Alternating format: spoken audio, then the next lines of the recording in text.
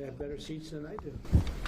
We're with them all the way. I mean, if you take a look at the numbers, we're with them, and they have very big things to announce today. I don't know if you've taken the vote or you're going to take the vote, but I've been asking them to go up to 5% for a number of years, and they're going up to 5%. That's a big, from 2%.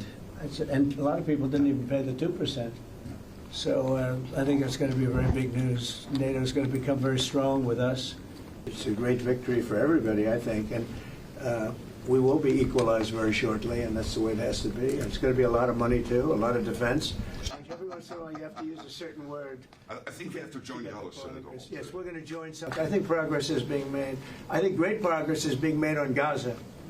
I think because of this attack that we made, I think we're going to have some very good news. I was talking to Steve Witkoff, who, by the way, is terrific, and who knows more about this subject than anybody, the subject of what we were just talking about. He was on last night with Jesse and with Laura and with Sean.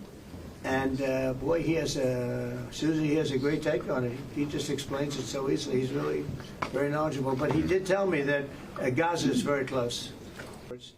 They said it's so devastated, and they settled when they saw. Well, the intelligence was very inconclusive. Okay. The intelligence says we don't know. It could have been very severe. That's what the intelligence says. So I guess that's correct. But I think we can take the we don't know. It was very severe. It was obliteration.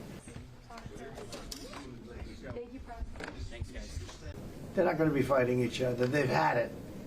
They've had a big fight, like two kids in a schoolyard. You know, they fight like hell. You can't stop them. Let them fight for about 2-3 minutes. Then it's easy to stop them. And then Daddy has to sometimes use strong language. You have to use strong language. Every once in a while, you have to use a certain word. Not entirely. Yeah, well, they said it was actually the report said it could have been very. They don't know. I mean, they did a report. I could have Pete talk to it because his department did the report. They really don't know. I think Israel's going to be telling us very soon because Bibi is going to have people involved in that whole situation.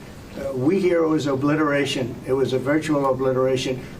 And given the 30,000 pounds of explosives and capability of those munitions, it was devastation underneath Fordo. And the amount of munitions, 6 per location, any assessment that tells you it was something otherwise is speculating with other motives. And we know that because when you actually look at the report, by the way, it was a top secret report, it was preliminary, it was low confidence. All right, so this isn't, you make assessments based on what you know. And it said it could be very devastating, very serious. Moderate to severe, and we believe far more likely severe and obliterated. So this is a political motive here. Is there a leak investigation? Of course. We're doing a leak investigation with the FBI right now because this information is for internal purposes, battle damage assessments. But had we not succeeded with that hit ended the war. That hit ended the war. I don't want to use an example of Hiroshima. I don't want to use an example of Nagasaki. But that was essentially the same thing. That ended that war. This ended that with the war. If we didn't take that out, they'd be fighting right now.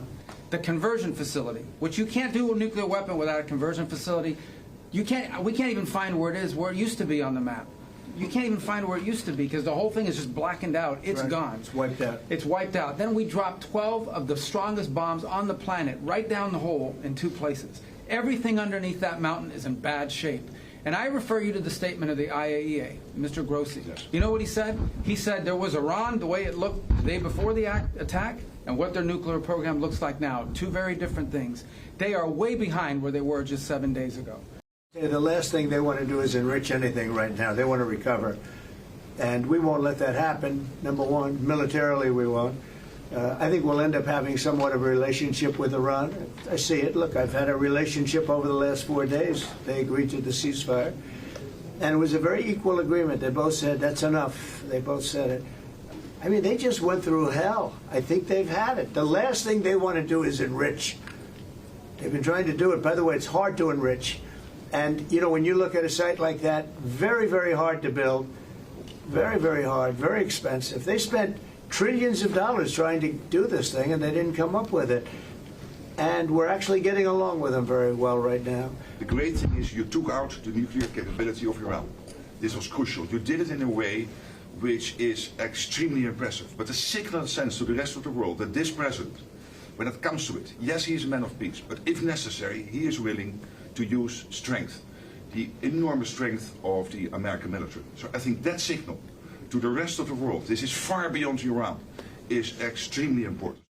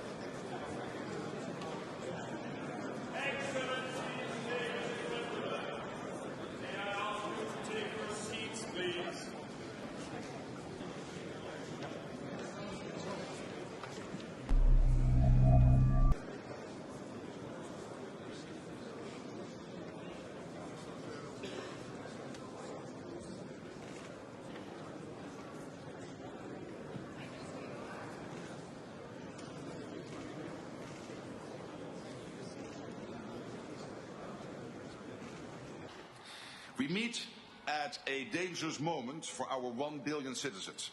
We stand together, united in NATO, the most powerful defensive alliance in world history. History has shown that North America and Europe working together is a winning combination. Know this.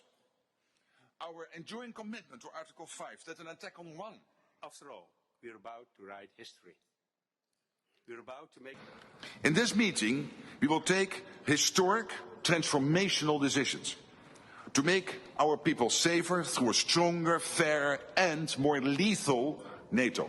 Speaking in the language of peace and justice ever since the first Hague Peace Conference was held. In a call on Russia to end its aggression against Ukraine. Let me now turn to Prime Minister President Trump. Dear Donald, you made this change possible. Your leadership on this has already produced $1 trillion in extra spending from European allies since 2016. And the decisions today will produce trillions more for our common defense to make us stronger and fairer by equalizing spending between America and America's allies. On both sides of the Atlantic. That's good for our... Thank you.